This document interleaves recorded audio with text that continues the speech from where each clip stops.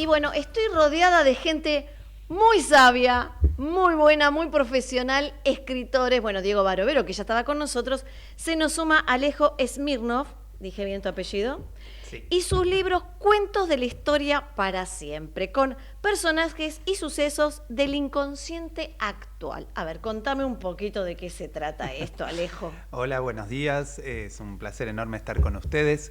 Y sí, se trata de...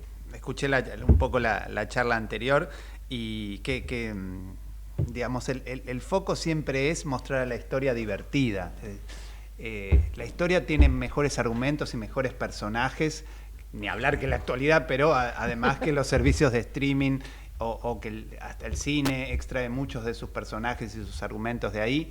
Entonces, lo que quiero rescatar sobre todo es eso, mostrar a la historia en su esplendor y rescatar eso de que la gente que dice que la historia es aburrida es porque o no se la contaron bien o no le contaron estos cuentos de la Porque historia. no tuvieron como profesora Barovero, por eso. No, yo creo que el trabajo que se hace hoy en cuanto a acercar la historia a través de la novela, a través de cuentos, como en el caso de tu obra, que desde ya que me comprometo, lo vamos a leer con Obvio. absoluta dedicación y sobre todo porque queremos conocer un poco. Parece que ahí está el secreto. Y muchos que se dedicaban a la historia, que obviamente con un concepto científico, con un concepto profesional, creo que también entendieron, y en eso hay un gran mandato que nos dejó Félix Luna cuando creó la revista Todo es Historia, que fue un poco su caballito de batalla. La historia es para todos, no solo para los especialistas, no solo para los historiadores,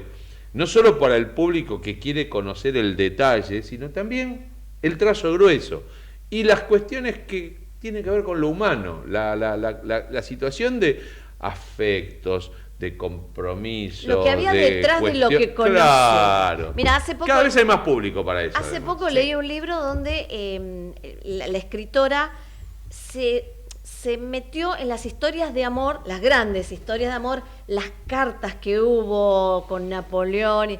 Y la verdad que yo el libro no podía dejar de leerlo, porque tenía otra visión de lo que fue históricamente todo lo que pasó, ¿no?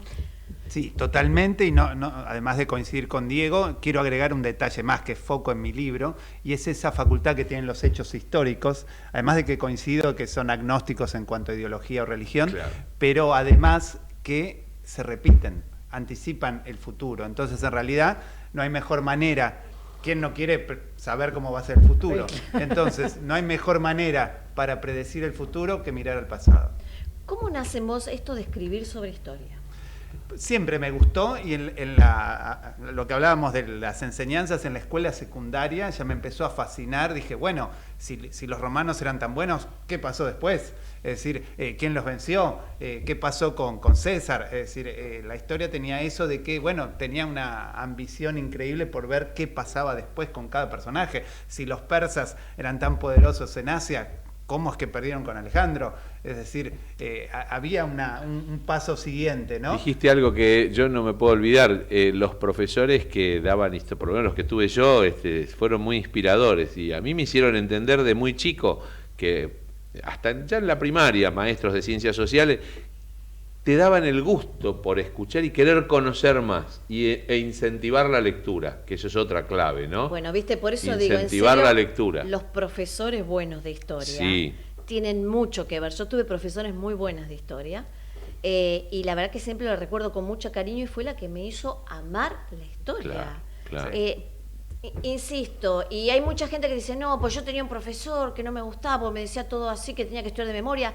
Y esa gente es más reacia. Después con Claro. el tiempo uno, bueno, va cambiando. Pero los que tuvimos la suerte de chicos, de tener buenos profesores o maestros en el tema de historia, tuvieron mucha influencia. Sí, coincido, María Esther, pero insisto en el detalle que dije, tiene mucha influencia en la actualidad. Claro. Es decir, Claro. para entender lo que está pasando ahora o tantas veces, o esto de los nuevos gobiernos como el de Trump, por ejemplo, que aparece en mi libro, esto ocurrió antes. Sirve ocurrió mucho. Muchas veces. Sí, la historia, como decía Cicerón, maestra de vida, ¿no es cierto? No se puede Exacto. mirar la actualidad si no se tiene... hay que tenerlo presente siempre. Es como que dijiste muy bien, anticipa lo que vivimos y lo que viviremos. Bueno, uno de los epígrafes del libro, que es de Marco Aurelio, que muchos lo habrán escuchado en las dos películas de Gladiator, de Gladiador, justamente dice, mira es uno de los epígrafes del libro, dice, mira a los imperios que han surgido y han caído y verás el futuro. Claro. Lo dice más completo ahí para los que consigan el libro. Me encanta, acá dice figuras, en el libro de Alejo, figuras como Cleopatra, el Barón Rojo, el Dalai Lama, Juana de Arco, el Caballo de Troya y el implacable Iván el Terrible. ¡Opa! ¡Opa! Sí. ¡Qué variedad! Y después dice, las brujas de Salem son las víctimas de la era de la cancelación e incluso Donald Trump, Giorgia Meloni y Vladimir Putin emergen en una reinterpretación moderna del triunvirato de César, Pompeyo y Craso. Exacto, porque esa es la clave de este libro, a diferencia del primero mío, que los dos buscan mostrar la historia en su esplendor y conseguir experiencias inmersivas, sentirse adentro del Palacio Real de Alejandría con Cleopatra, etcétera, que después creo que volvamos a ella, porque un avance de este libro es que hay más mujeres. Pero sobre todo lo que es diferente en este libro y está teniendo muy buena repercusión es traer estos cuentos de la historia desde el pasado al presente y hasta un futuro distópico. Entonces, traigo ese triunvirato de César, Pompeyo y Craso que cambió el mundo, pero en definitiva ahí fue cuando acabó realmente la República y empezó el imperio, un proceso que ocurre muchas veces entre nuestras democracias y dictaduras o monarquías, y lo traigo en un posible triunvirato que esté ocurriendo ahora entre Trump, Putin. Hoy Trump está un poco más enojado con Putin, pero claramente cambió su postura apenas asumió la presidencia, cambió la postura totalmente de Estados Unidos con Rusia.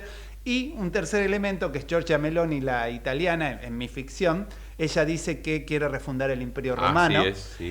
Todos se burlan cómo podría hacerlo, pero en mi cuento hay un método donde ella podría, como César, que empezó el triunvirato con Craso y Pompeyo mucho más poderosos, y él en definitiva era el pobre de esa alianza, César. Y terminó dueño del mundo. Entonces, o sea que en estos libros no vamos a encontrar solo la historia de siempre recontada, no, es desde otro ángulo.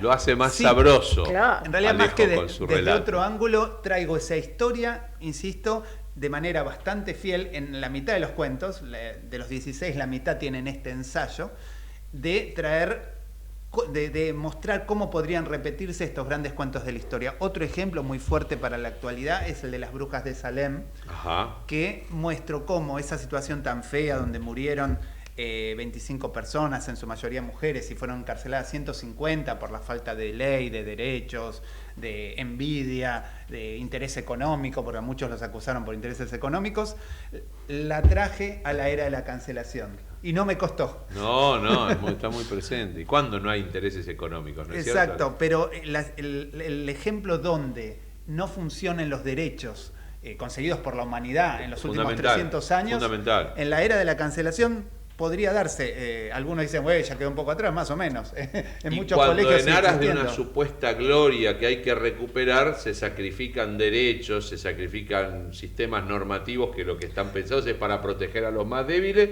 y después tiene consecuencias siempre mucho más graves. Sí, a veces por causas nobles. En parte del cuento digo, en la banda de fanáticos que estaban atacando a estas nuevas víctimas, había gente autoconvocada por redes sociales de causas nobles, y las causas nobles tenían en ellos un efecto muy curioso, y es que eran los más feroces.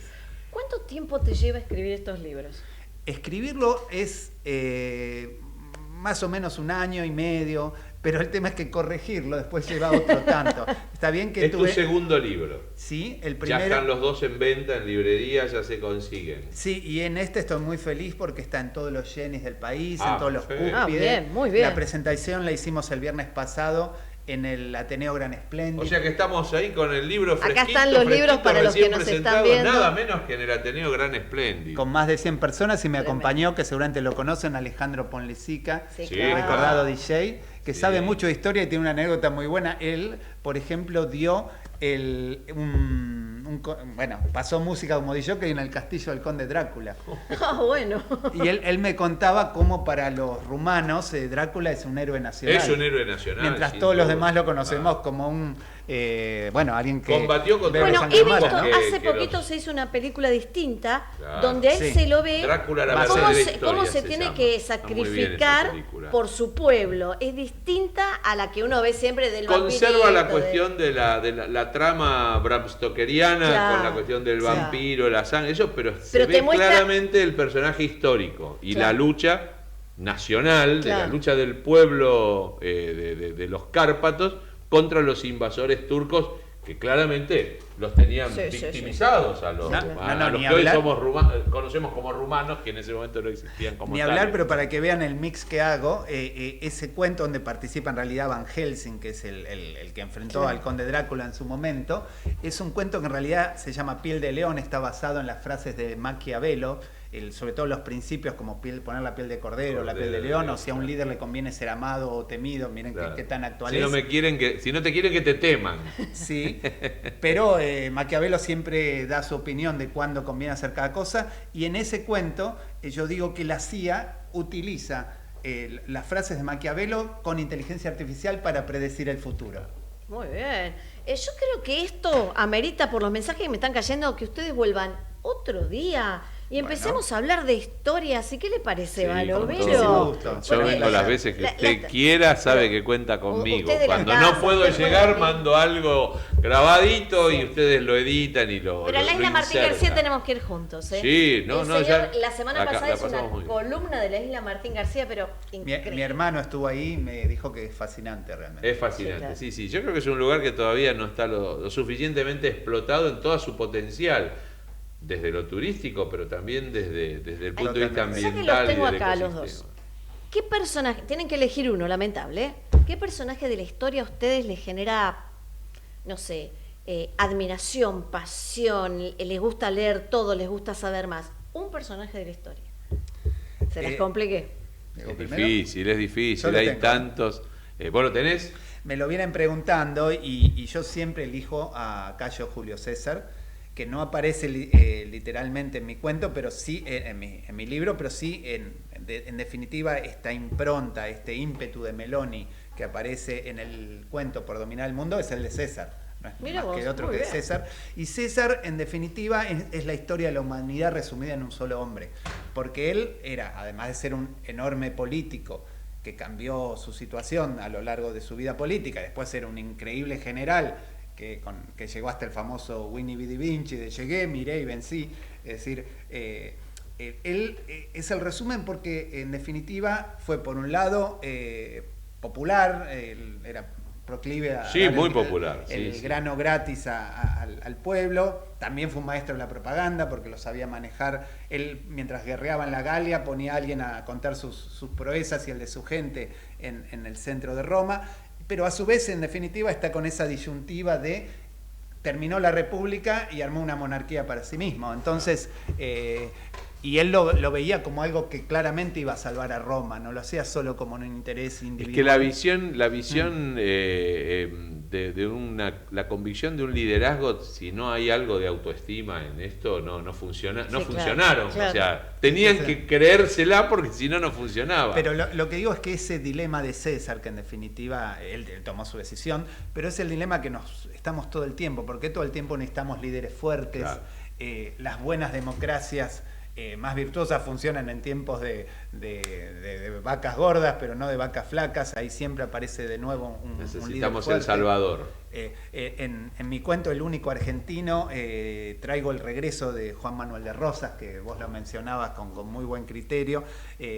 Belgrano y San Martín son inmaculados, en cambio Rosas tiene sus detractores Claro. y elogiadores, pero en definitiva en este cuento yo lo traigo al siglo XXI y llegando hasta la guerra del litio y del agua, en una Argentina que lo vuelve a necesitar frente a nuevamente un segundo Domingo Sarmiento, y con la misma historia de Rosas, pero llevada hasta la guerra del agua. Me encantó. Lo vamos a leer, ya no Barovero, ¿y el podemos suyo? sustraernos.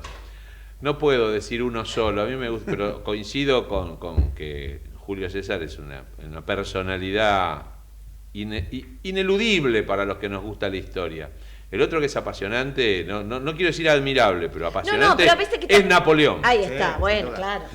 Napoleón, estaba leyendo últimamente de vuelta, cada tanto vuelvo. Es increíble porque además Sí, claro. de la nada a tener todo y de repente a tener nada. Nadie con tan poco llegó a tener tanto y nadie con tanto se quedó con tan poco. Bueno, Terrible. sí, eso pasa. Es una parábola perfecta además del liderazgo político. Napoleón, de Ningún hecho, político debe dejar de leer a Napoleón y entender Sin el duda. proceso de Napoleón, seguramente el de César también, pero tiene que entender Sí, que hay un claro. ciclo donde hay una maximización absoluta de ley y después la caída total. bueno, claramente en ese cuento que mencionaba de Rosas, hablo de eso, que siempre los gobernantes tienen un previo positivo, después uno negativo, pero además está en el libro azul, en mi primer libro, el primer cuento es justamente sobre Napoleón. Que se Cuentos, llama cuentos de la historia para hoy y cuentos de la historia para siempre de Alejo Smirnoff. La mía es Cleopatra. Bueno, ahí está. Ah, Me no es genera, para menos. Me genera, sí, me No es genera para esa- menos. Cada vez que hay algo de Cleopatra yo lo tengo que mirar, leer. Justo te- Esa cuestión era muy viva, fue muy astuta. Sumamente astuta. Bueno, esto fue parte de la historia. Gracias, Diego Barovero, por haber venido hoy. Es un placer acompañarte. Gracias Nos volvemos a- a ver pronto. Obvio. Y un gusto compartir este rato con Alejo, la verdad. Alejo Lo mismo, Smirnoff, Flux. Cuentos de la Historia para siempre. Gracias por venir, gracias por mostrarnos estos libros. No dejen de leerlos.